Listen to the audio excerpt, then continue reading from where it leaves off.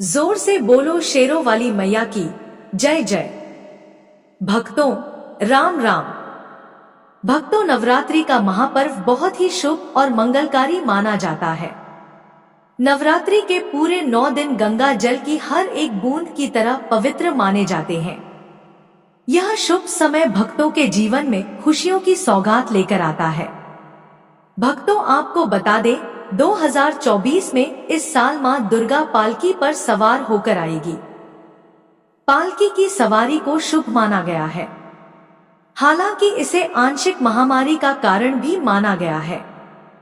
शास्त्रों में वर्णित है तथा मान्यताओं के अनुसार अगर शारदीय नवरात्रि पर यदि माता दुर्गा का आगमन उनके वाहन सिंह पर नहीं बल्कि पालकी पर होगा, मान्यता है कि माता दुर्गा का पालकी पर सवार होकर आना बहुत ही शुभ और कल्याणकारी माना जाता है। जीवन सुखमय हो जाता है। भक्ति का भरपूर लाभ आप भक्त जनों को मिलता है। भक्तों, इस बार नवरात्रि पूरे 9 दिनों तक मनाई जाएगी, ना एक दिन भी कम न ज्यादा। पूरे 9 दिनों तक मनाई जाएगी।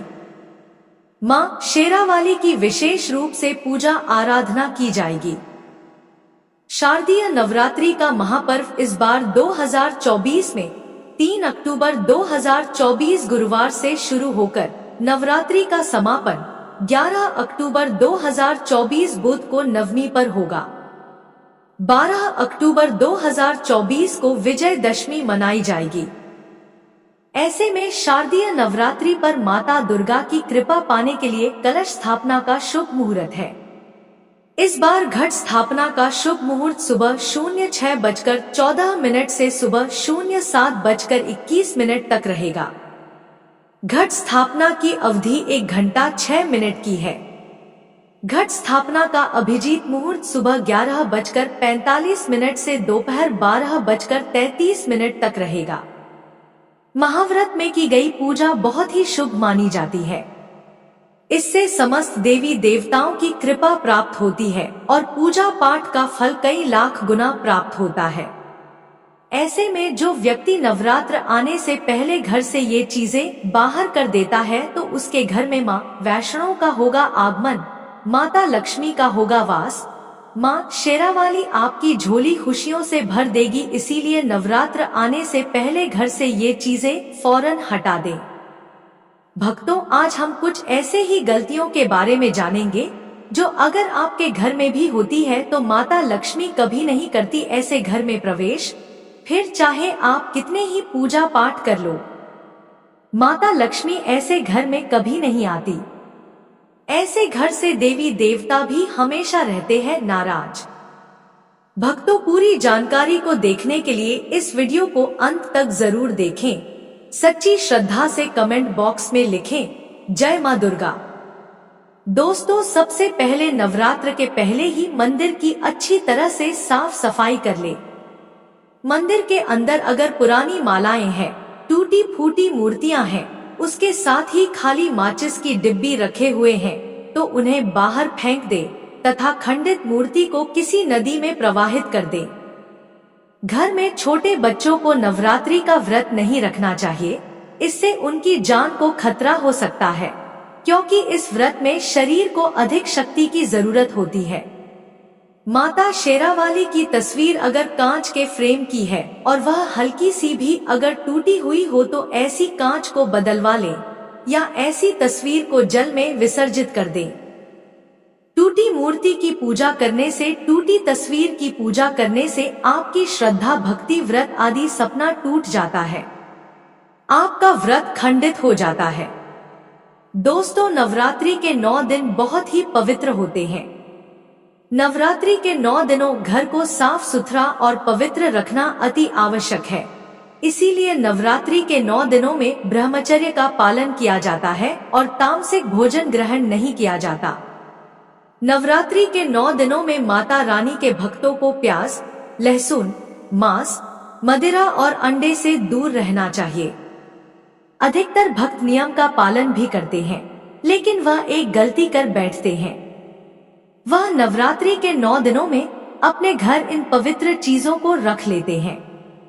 ऐसा भूलकर भी नहीं करना चाहिए।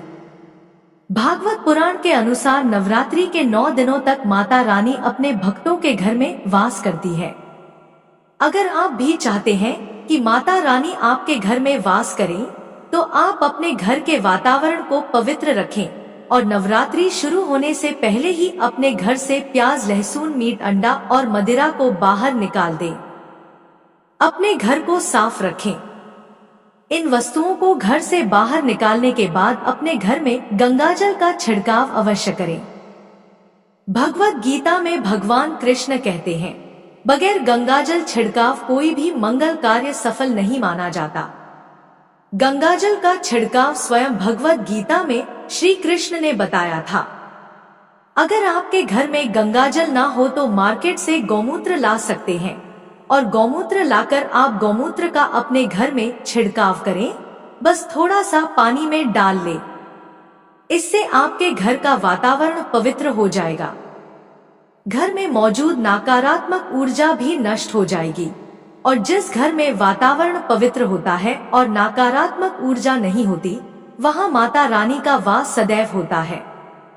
नवरात्र के पहले आप अपने पूरे घर की अच्छी तरह से साफ सफाई कर घर में जो भी फालतू सामान है, फटे पुराने कपड़े, उन्हें बाहर निकाल दे। घर में बेकार पड़ा सामान नकारात्मक ऊर्जा लाता है, इसीलिए गंदगी बिल्कुल भी ना करें। धूप दीप जलाकर वातावरण को स्वच्छ रखें। दोस्तों, माता के आगमन के लिए घर का दरवाजा जरूर खुला होना चाहिए। इससे माता आकर्षित होती है और घर के द्वार में प्रवेश करती है। माँ के आगमन के लिए द्वार को फूलों से सजाना। दोस्तों, कई लोग ऐसे हैं जो माता रानी की चौकी कागज बिछाकर बनाते हैं, जो कि बिल्कुल गलत माना गया है। माता की चौकी के लिए आप नीचे लाल कपड़ा बिछाएं। काला कपड़ा और सफेद कपड़ा भूलकर भी नहीं बिछाना चाहिए। ध्यान रखें, कपड़ा फटा भी नहीं होना चाहिए। भक्तों, अगर आपके घर में देवी देवताओं की खंडित मूर्तियां या फटा हुआ चित्र अगर हो तो उसे किसी पवित्र नदी में विसर्जित कर दें, क्योंकि ऐसी मूर्तियां और चित्र दुर्भाग्य लाती है। देवी देवता की खंडित मूर्ति की पूजा न करें और ना ही उन्हें घर में रखें, क्योंकि उन्हें घर में रखना बुरा माना जाता है। भक्तों, वहीं अधिकतर लोग अपनी छत पर या घर के मुख्य दरवाजे के आसपास कबाड़ इकट्ठा कर देते हैं। ऐसा करना अशुभ माना जाता है। अगर आपने भी अपने घर में घर के मुख्य दरवाजे पर या की छत पर या फिर खासकर घर की उत्तर दिशा में कबाड़ इकट्ठा कर दिया है, तो नवरात्रि शुरू होने से पहले उस कबाड़ को घर से अवश्य ही निकाल दे। भक्तों, यदि आपके घर में कोई भी बंद घड़ी है तो नवरात्रि शुरू होने से पहले उसे अपने घर से हटा दे और नई घड़ी ले आए या उसकी मरम्मत करवा ले। घड़ी को प्रगति का प्रतीक माना जाता है। बंद घड़ी, समय से पीछे चलने वाली घड़ी, हमारी प्रगति में बाधा डालती है। इसीलिए नवरात्रि शुरू होने से पहले ही आप बंद घड़ी को घर से बाहर निकाल दें। दोस्तों, अगर आपके घर के मंदिर में किसी भी तरह का कोई फालतू सामान रखा है, जैसे कि सड़े गले फूल, अगरबत्ती, धूप बत्ती के डिब्बे या माचिस आदि के डिब्बे या कोई भी खाली पैकेट मंदिर में न रखें, या फिर कोई फटी पुरानी धार्मिक पुस्तक या भगवान के कोई भी पुराने कपड़े जो फट गए हैं या मुकुट माला जो खराब हो गई है, तो उन्हें आप जितना जल्दी हो सके अपने मंदिर से हटा दें। नवरात्रि से पहले आप अपने मंदिर की और मंदिर के आसपास की साफ सफाई अवश्य ही करें। तभी माता रानी की चौकी स्थापित करें। इसके साथ ही आप अपने धन रखने के स्थान की सफाई भी अवश्य करें, क्योंकि नवरात्र के दौरान मां लक्ष्मी भी गृह प्रवेश करती है। धन रखने के स्थान पर किसी भी तरह का कोई भी फालतू सामान, टूटा हुआ सामान न रखें। धन रखने के स्थान को मंदिर की तरह ही साफ रखें।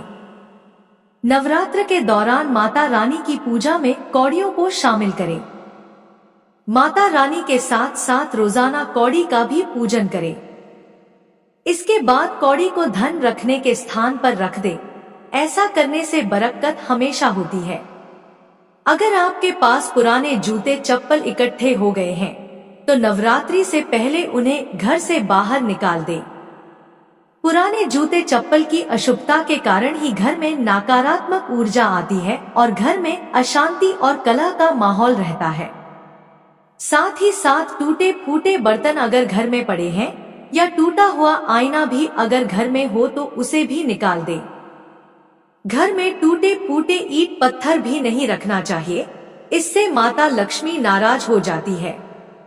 तो दोस्तों, ये थी वो चीजें जिसे आप नवरात्रि आने से पहले घर से निकाल दें, फिर तो आपकी बल्ले बल्ले होगी। भक्तों, इन बातों को नजरअंदाज करने की गलती मत करना, इससे आप ही को कष्ट होगा। अगर आपको आज की जानकारी पसंद आई तो वीडियो को एक लाइक करिए और ऐसी ही और जानकारियां जानने के लिए चैनल को सब्सक्राइब भी कर लीजिए। बोलिए शेरों वाली मैया की जय।